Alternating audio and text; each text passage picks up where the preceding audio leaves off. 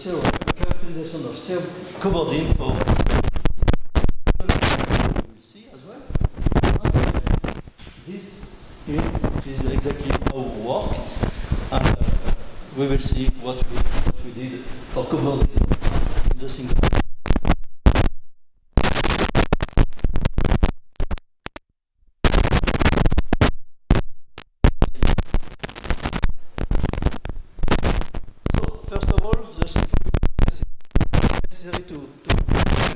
About Stiefel-Whitney classes, which are part of the term characterization theorem for cobordism. And in many books, you see definition of Stiefel-Whitney classes by axiomatic definition. Axiomatic definition is very useful if you want to compute, but axiomatic definition does not say anything about the meaning of these Stiefel-Whitney classes. And it's the same for Chern classes in complex case. And I think it's necessary to know about the meaning of these Stiefel-Whitney classes.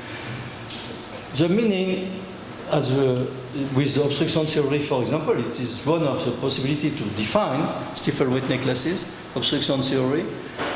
It's clear that it's very difficult to compute using obstruction theory, but you see very well what it means. And as I said, axiomatic theory, it helps you to compute, but it does not say anything about the meaning. So you need both definition. If you, it appears in many objects in mathematics that you need such two definitions, one for the meaning, one for computing. So obstruction theory is the following. If you have a manifold M that you, with a triangulation K of M, you want to compute, and you have a vector bundle E with some N over M, and you want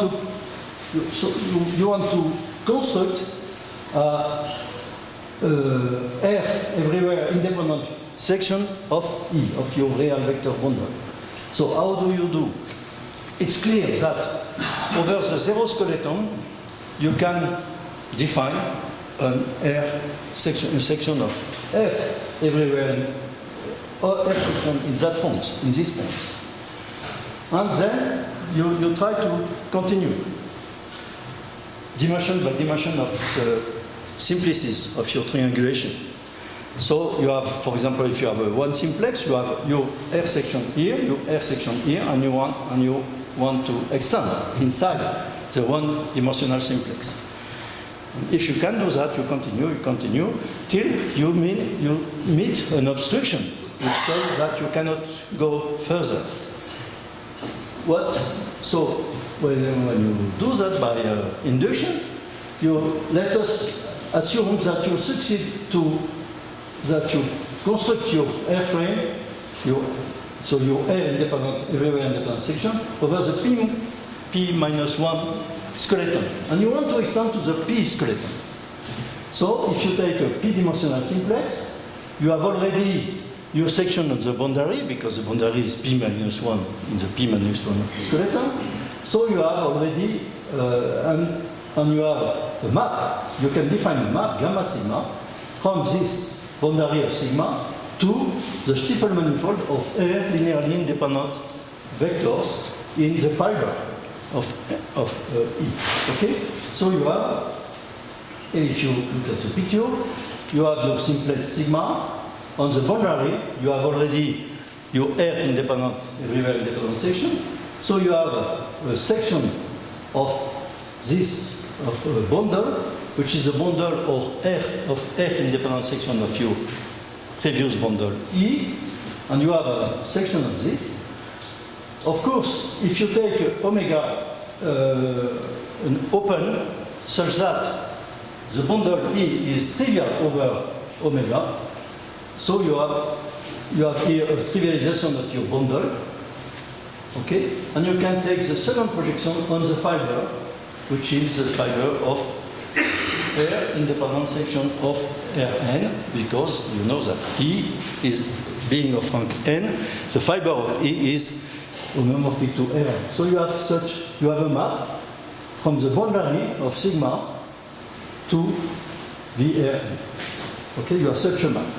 And when you have such a map here, it's a map from the sphere to Vrn, so it gives you an element of the homotopy group.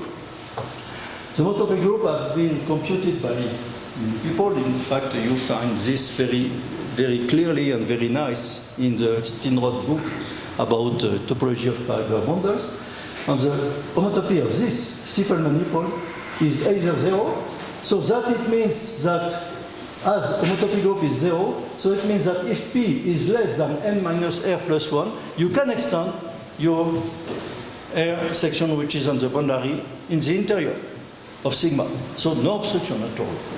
But if P is equal to n minus R plus 1, you meet an obstruction because this homotopy group is either Z or Z2. This is a little more complicated in the real case because in the complex case the first obstruction is always Z, but here is Z or Z, depending on. So you can define a quotient which associates to each P simplex an element in this homotopy group. So you have a system of coefficients, in fact, because this is either Z, either Z2. But if you reduce canonically to Z2, you can define classes in cohomology of M with Z2 coefficient. And this is exactly the Stiefel-Whitney class. Okay? So the Stiefel-Whitney class represents obstruction to construct independent section of your bundle.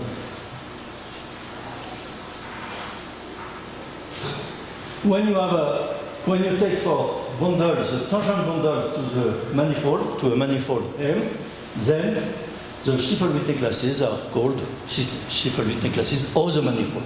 Okay? When you take for E this tangent bundle. Well, I give you just for fun the axiomatic definition of Stiefel-Whitney classes. And you see that if you take this definition, you see very well that you cannot see at all what is the meaning of these Stiefel-Whitney classes, and the two are necessary. As I said, this axiomatic definition helps a lot if you want to compute, in some cases, Stiefel-Whitney classes. So I will not spend too much time on this. Just one thing is that this Whitney product formula was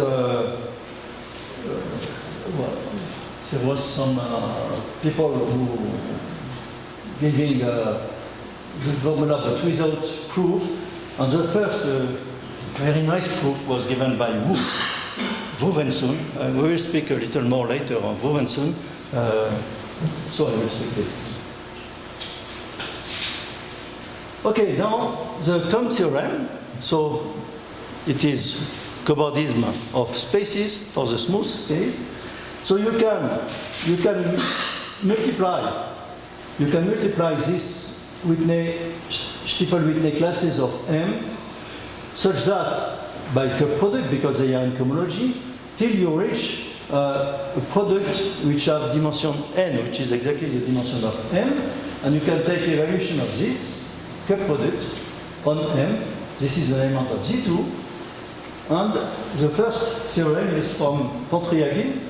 Pontryagin showed that if M is a boundary, then all these Stiefel-Whitney number, which are here, all these Stiefel-Whitney number for all collection of K-Upf integers, all these are zero. So Pontryagin proved in one sense. And it was proved in the converse sense by Thom in 1954. So the theorem is known as Thom's theorem. The corollary, of course, is that if you have two unoriented, I will not say always, but unoriented closed n-dimensional manifold, they are cobordant if and only if all the Stiefel-Whitney numbers for all collection of integers of K-Upf, all these Stiefel-Whitney numbers are equal. Okay, so this is sometimes the Thom theorem is known by this color here. Well, so let's go. So this is for cobordism of spaces. In the smooth case, let's go to cobordism of maps. This is, well, not so known.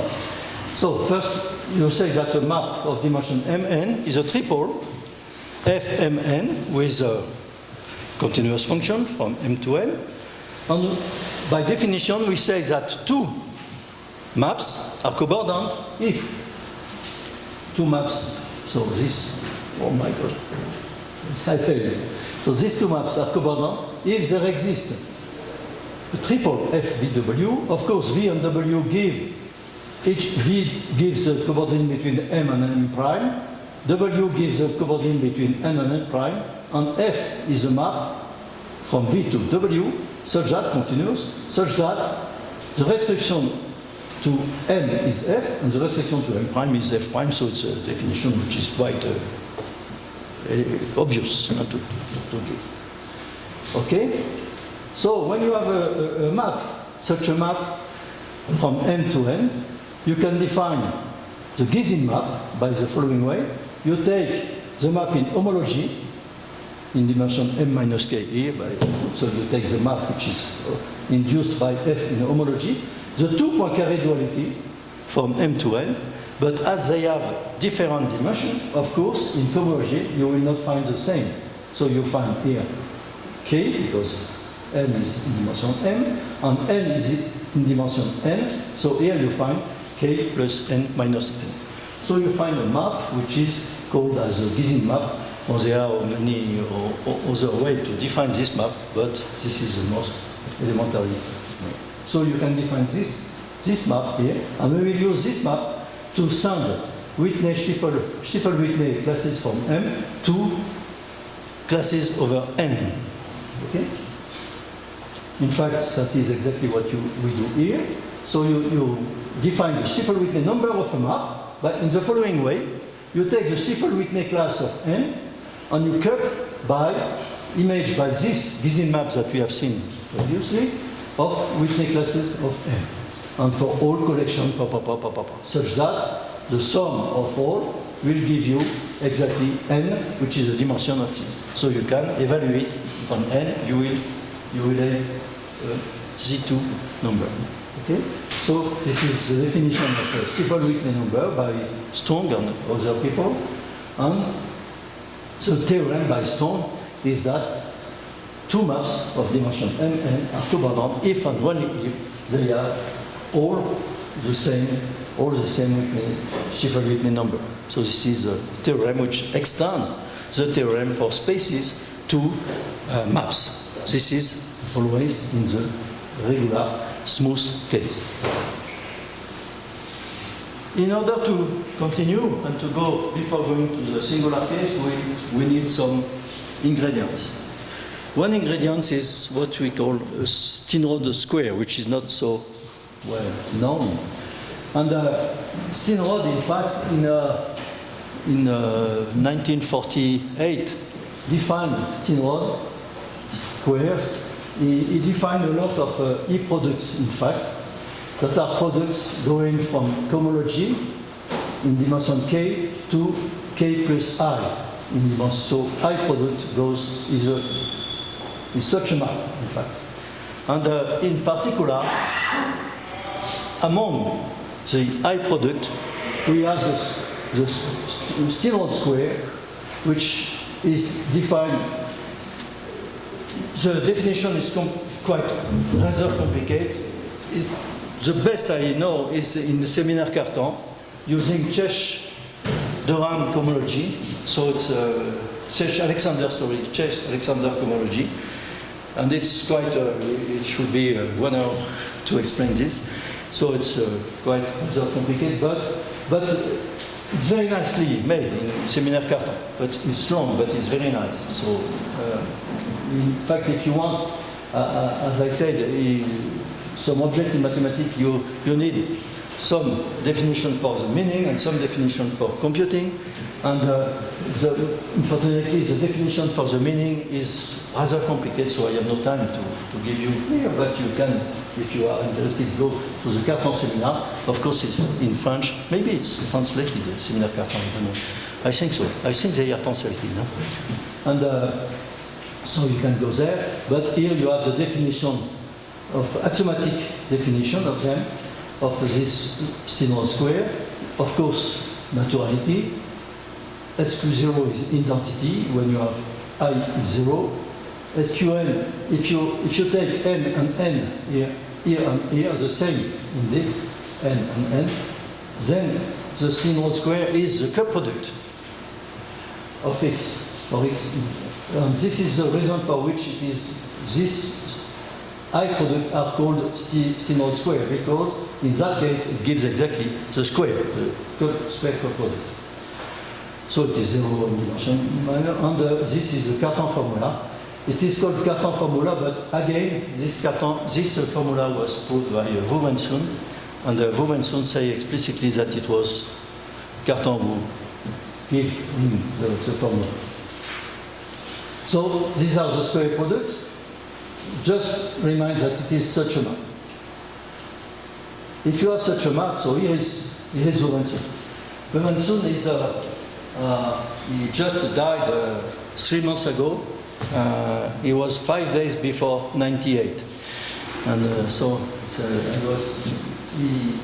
Vouvensohn made a first study in China, and he was a student of Chen. At that time, Chen was still in China, and before going to States, and but Chen sent Vouvensohn to Strasbourg in France, and so he worked a lot with Thom, so it's a reason for which all this is very related. He worked a lot with Thom and with Ehresmann, and then he worked in Cartan. With Cartan, he gave some lectures in the seminar, in the Cartan seminar. And I had the pleasure to meet him 25 years ago, and to have a very fruitful discussion with him about characteristic classes for singular variety. So it was a big pleasure. So, just the story. And so the definition of these VU classes, so we will define VU classes, VI, and the definition is just, if as you have this Steenrod square going from cohomology to cohomology plus I, okay, plus I, so you can imagine that this will be realized as a curve product by some class. You can imagine this, of course. Huh? And this is effectively the case, and this class which realizes the curve product, which the square as a curve product, is called the VU class, and it was invented by VU. Okay. Let's go to the singular case. So I put this because I want to speak a little. So in the singular case, what are the problems? Now to go to the singular case from the Thom and the Strong theorems. The first problem is that, as you have seen, we use curve product, and if you go to homology, this is dual to the intersection product of cycles. An intersection product of cycles is not defined in homology, in ordinary homology, if you have a singular variety. This is a counterexample, very easy to see, that you cannot intersect, you have no Lefschetz Poincaré duality in ordinary homology if you have a singular variety. And this is the reason for which Goreski and Macpherson, they invented the intersection homology that we will see a little. Intersection homology which helps you to recover intersection of cycles in the case of singular variety, and to recover the Lefschetz Poincaré duality for singular variety. The problem, okay, so now you have intersection of cycles. The problem is that in this new theory, when you have a map, F and M to N, M and N being singular, in intersection homology, you have not automatically map in homology or in cohomology corresponding to F star. that you have in ordinary homology. Okay, so you have not this map in general. And even sometimes you have a lot of maps which correspond, in intersection homology, will correspond to a map between spaces. And so it's necessary to go to some particular spaces, some particular maps, sorry, for example, what they call Placid or some particular cases of maps. And so you cannot work with any map. You have to say, okay, I will work with these maps, such that when you have my map between spaces, I have a map, a unique map, an existence and unicity of map between intersection homology group of these spaces. Okay? So this is the second thing. And with these two, we can already work and we will see what will happen. Okay, so first we have to say what kind of singular spaces we will use, we will look at. And these singular spaces are pseudomanifold. Pseudomanifold, globally speaking, means that each n-1 simplex, so it is n-dimensional, each n-1 simplex is space of exactly two simplices. Why this?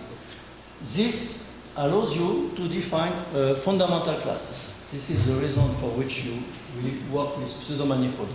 Why fundamental class? Because if you have a singular space which is triangulated, with this condition, each n-1 simplex is space of exactly two n simplices. If you take the sum of all simplices of dimension n, you are in Z2, so you don't care of orientation. So you take the sum of all sigma of dimension n, and you take the boundary of this. This should be a cycle, okay?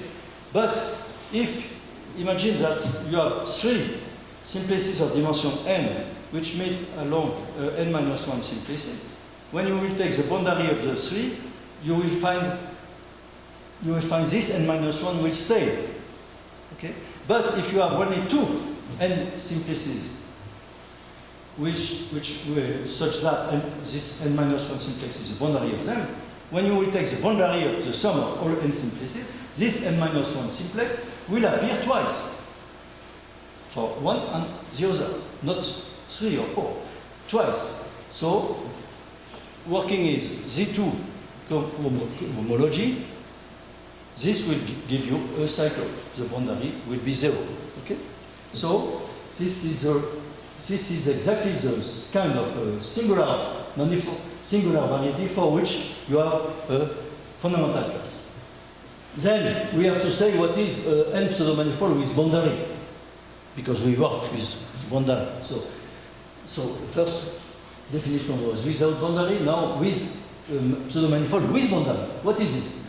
So first of all, x minus the boundary of x will be a pseudomanifold in this sense here, and the boundary is a compact n-1 subspace which have a polarity neighborhood. Let's look at the picture. It means that, for example, here the boundary of x has a polar u, which is exactly the product of the boundary by 0, 1. Okay? Here, this is not the case. This here, if you take this polar u, will not be the product of the boundary of u by 0, 1. So this is okay. This is not okay. Okay? So this is a pseudomanifold with boundary. This is not. It's clear? Okay? And so what you want is having a polar neighborhood of the boundary inside your singular variety. Okay, so now this pseudomanifold you stratify. We have already seen some stratification, so I will not spend too much time on stratification. In fact, the picture is says much more. So you have your singular variety x, and then, of course, here I am sorry that the singular part is not n-1, n-2 dimensional, but so the singular part is a cross. Okay? And then the singular part of the cross is a point. And so each time you take the singular part of the previous one. And the differences are the strata. So you know that already very well.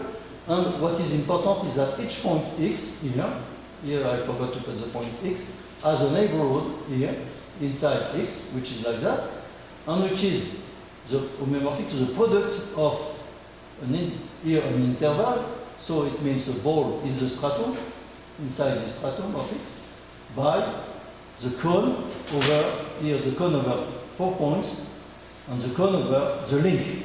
So the link is here composed of 4 points. Okay, so each point admits a neighborhood which is the product of a ball inside the stratum by the cone over the link, which is the transversal.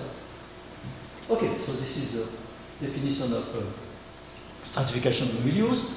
And we use also perversity. I will not spend also too much time about perversities, but you will see in the next slide what is the use of this perversity. What is a perversity? Perversity is was invented by Goreski and Macpherson. And perversity, we say perverse in French, in English, in Portuguese, in Spanish, and it's very funny that in German you say tolerance and instead of perversity. We will see why. So perversity is just a graph which either you can grow by one or you take the same than previously. Okay, you can either grow by one or take the same. That is only two possibilities. And this allows us to give a definition of the famous intersection homology. I told you that we have to invent a new homology theory such that you can intersect cycles. And this is exactly intersection homology. Intersection homology, what does it mean? You take all chains in X, in your pseudo-manifold, okay? You take the chain you prefer. You can take the singular chain, you can take simplicial chain, PL chain, analytic chain, as you wish. Okay, so you take here is a group of chain you prefer, group of chain. And such that the dimension of the support of C with xn minus c, xn minus c is an element of this of the stratification. Okay, so here is xn minus c is here. Element here in this filtration. So the intersection is less than I minus C plus P of C. P of C is an element of this, perversity. Okay, this is a P of C. C is here. And C is here the codimension of the stratum. You see very well that if C and xn minus C are transverse, the dimension of intersection of them, if they are transverse, is directly I minus C. So P of C is a defect of transversality. You allow a defect of transversality. You allow chains which meet the stratum with a defect of transversality. And this, you need also to put the same condition for the boundary, otherwise you have not a complex. So you need a complex. For example, take here, in order to understand, take this picture and take this picture torus. I cannot make a lectures without picture torus, so here is a picture torus. And take, so you have a stratification of it, which is very easy because you have x, and then A is a singular point, and so you have only one regular stratum and the singular point. And here, so you take A is n minus 2, dimension n 2 minus 2, which is 0, okay, so C is equal to 2, C is equal to 2, B, you take this cycle B is one dimensional, so you have here 1 minus 2, and P of C, you see, oh my god, here, you see that P of C, P0, P2 should be 0, okay? 0, 0, 0, and then you can do. So here, P of C is 0. So you have 1 minus 2 plus 0. But this dimension of B intersection with A is 0. but 0 is not less than I minus 2 equals 0. Okay, so this is not 2. So B is not cycles in this intersection homology theory. Okay, A is okay, but B is not allowed. So B will not appear in this intersection homology theory. It's clear? Yes, this is the definition. Okay, so what are the property which will be useful later? First of all, you can intersect cycles, exactly like you do. Forgot the P and Q. This is exactly the Lefschetz Poincaré duality. You have Poincaré duality between intersection homology, and you can have the same definition for cohomology with the same definitions than before. And also, what is important is that I told you that if you take X pseudo-manifold, you have a fundamental class. So if you have a fundamental class, you can define a map from cohomology of X to homology of X by the cup product of this fundamental class, which is a Poincaré map, which is a Poincaré morphism, which is not anymore an isomorphism, like in the regular smooth case. You have here a map, which can be surjective, injective, not surjective, not selective. It is not at all isomorphism in general. But this map, cup product by X, by the fundamental class, goes through, factorized through intersection homology. So intersection homology in between both. Okay? Okay, well, so now let's go to the Cobordin theorem for singular varieties. First of all, we can define Stirnov square operation in intersection homology. In this intersection homology theory, it goes. So you can extend. And this was made by Goreski. So you have such a map. And if you have such a map, exactly like in the smooth case, you can define a Wu class such that this Stirnov square is a cup product by this Wu class. So you have Wu classes, you can define Wu classes, intersection homology Wu classes, exactly like in the smooth case. Okay. So these Wu classes are in intersection homology. I don't want to, in fact, you can also define Stirnov, Stiefel-Whitney classes using these Wu classes. I don't explain here, but the Stiefel-Whitney classes, unfortunately, does not lie in intersection homology. They are not allowed cycles. So the Wu classes are allowed cycles in intersection homology. And this is the reason for which continuing cobordism with singular varieties, one uses Wu classes and not Stiefel-Whitney classes. Okay? So the Wu class are in intersection homology, and you can multiply, taking intersection exactly with this intersection product here. This is intersection product, okay? So you can define exactly, you can define the intersection product of two Wu classes, and if the sum of E plus G is n, then this is zero-dimensional, so you take evaluation map and you obtain number modulo 2. Okay? So you can intersect the Wu classes, and in the singular case, what is to remind is that we cannot use anymore Stiefel-Whitney classes, but we can use Wu classes. And then you have this theorem with Goreski and Pardon in 1989, saying the following: take, I did not say what is locally orientable space. I said this? Yeah, here. So, you take, as I told you, you cannot work with any map, you cannot work with any space. If you want to work, you need to work with particular pseudo-manifolds which are locally orientable with space. What does it mean? It means that for each stratum, the link, you have seen the link previously, is the orientable pseudo-manifold. And for each stratum of codimension 2k plus 1, the intersection of the link is 0.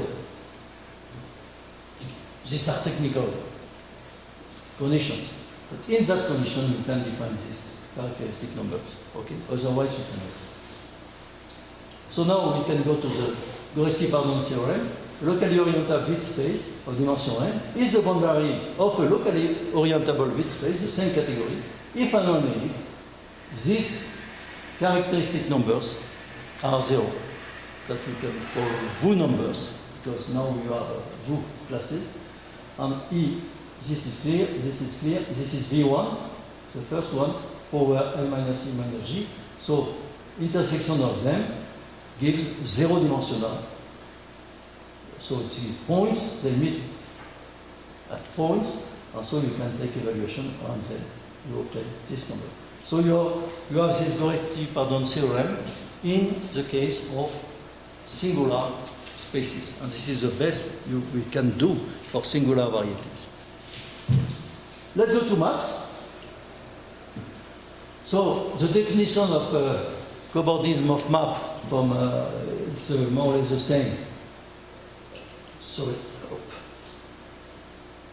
Is so than in the regular case, but you have to take care of singularities. So first of all, a triple f x y will be null cobordant if there exists v and w, such that x is the boundary of v, y is the boundary of w, okay?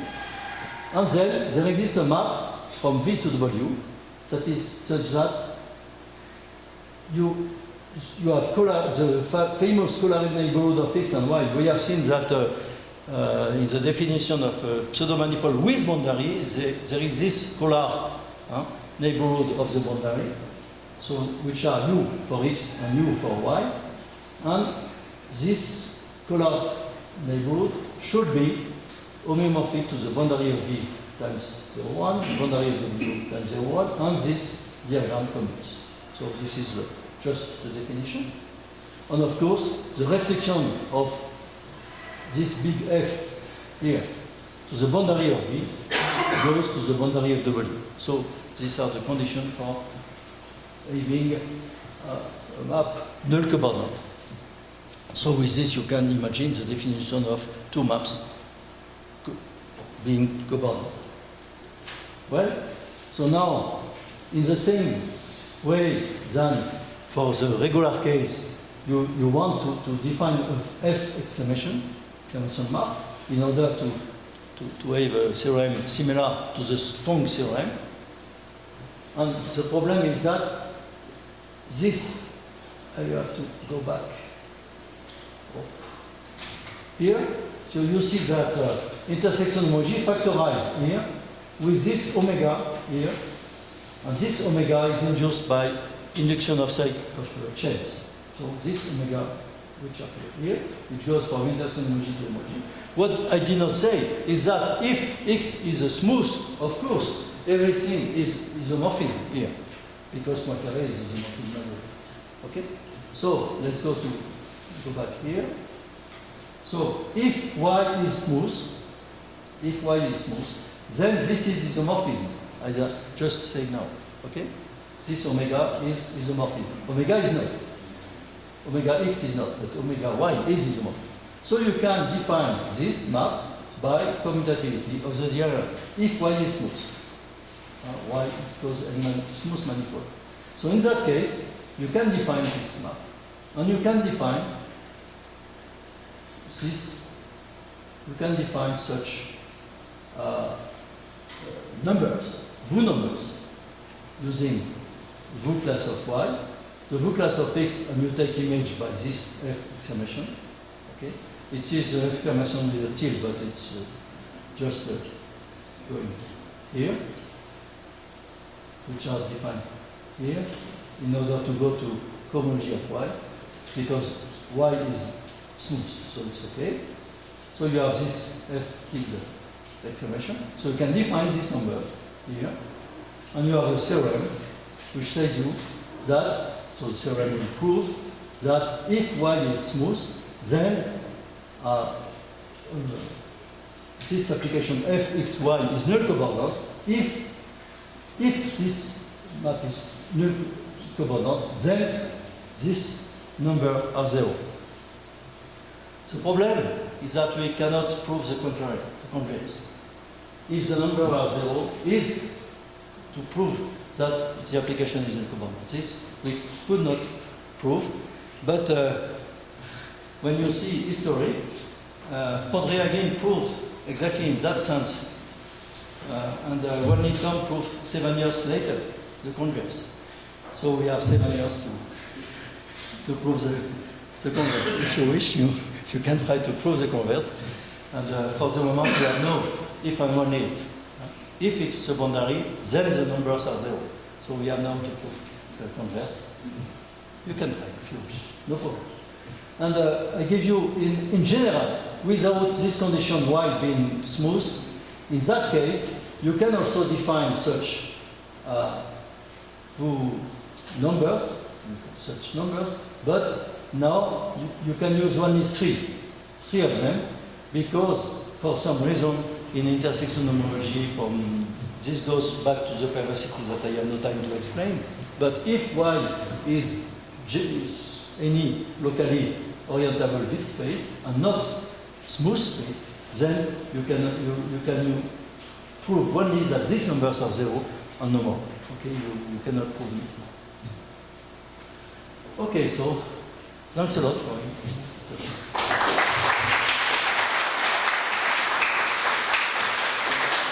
I have still 2 minutes to say congratulations to Federico. All right. Thank you very much for this interesting talk. Are there comments or questions? Either you are all sleeping or you all understood. No, but and then I do have a question. One question is, you had these assumptions to be locally orientable with space and so on. And as I understand, you do your theory for differentiable or even continuous maps. Now, if you go to the complex analytic setting, how many of these assumptions are naturally satisfied? The story is quite different. In fact, in the complex setting, you of course you have no cobordism in that case, but you have also what is interesting is that obstruction theory. To go back to Chern classes, the Chern classes are also defined by obstruction theory. Okay, yes. And in that case, the homotopy groups that you meet are all the first non-zero homotopy group is Z always, not Z or Z2. Okay, so it's easier because you have immediately integer classes in that case, and you have many possible definitions of Chern classes. The first one, that is an interesting story, by the way. In the complex case, this obstruction theory Chern classes, as they have been defined in 1965 by Marie-Hélène Schwartz, which is accidentally wife of Laurent Schwartz. They died, of course. And she did it in 65. And then Grothendieck and Deligne, they conjecture existence of Chern classes in 1970. Later. And but the fact is that Marie-Hélène Schwartz proves this in chronology with support. Okay? And Grothendieck and Deligne conjecture existence of Chern classes in homology. And this conjecture has been proved by Macpherson in 1974 in homology. And then, with Marie-Hélène Schwartz, I proved that the classes of Macpherson are the same as Marie-Hélène Schwartz defined in 65. So, in fact, Marie-Hélène Schwartz proved the conjecture of Deligne and Grothendieck 5 years before they give the conjecture. And I think there are few examples in mathematics where you prove the conjecture before the conjecture. And that is a very nice example. So thanks to give me the opportunity to record this very nice thing. Okay, further questions, comments? they did not come up with anything yet. So let's thank Jean-Paul Brazel